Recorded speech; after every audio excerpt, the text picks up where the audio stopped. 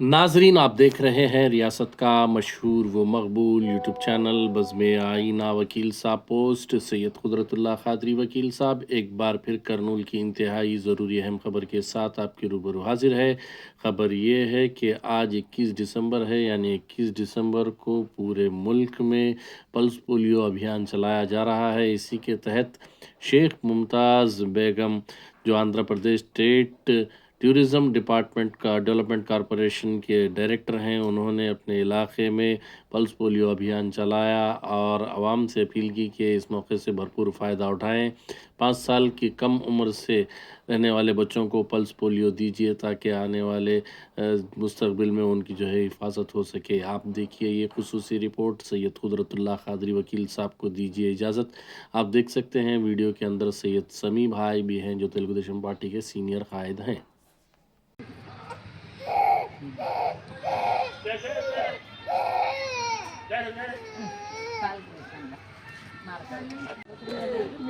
जाके जाना तुम्हें खड़वा है तो हाँ नहीं उठा सर।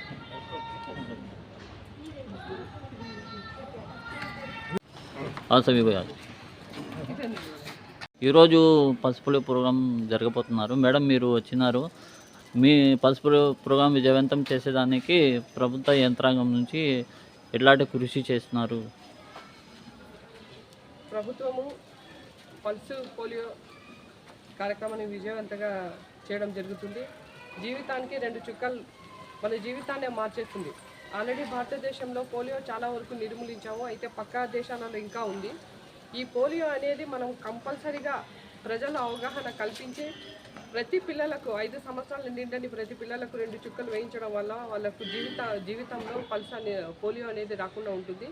కాబట్టి ప్రజలకు మేము అవగాహన పెంచే విధంగా కృషి చేస్తున్నాం. అలాగే ప్రభుత్వ యంత్రాంగం అందరినీ సిద్ధం చేసి మోతాదు డోసులను కూడా అందరికీ పంపిణీ చేసి ఈ ప్రోగ్రామ్ని విజయవంతం చేస్తుంది. ఇంకా ఎవరైనా రావాల్సిన వాళ్ళు ఉంటే సాయంత్రం వరకు 4 గంటల వరకు ఈ ప్రోగ్రాం కంటిన్యూ అవుతుంది. కాబట్టి ప్రజలందరూ ఎంత పని ఉన్నా కూడా వదులుకొని వాళ్ళ పిల్లల కోసం, వాళ్ళ జీవితం కోసం ఖచ్చితంగా వచ్చి 2 చుక్కలు డ్రాప్స్ వేయించుకొని పోతే చాలా బాగుంటుంది.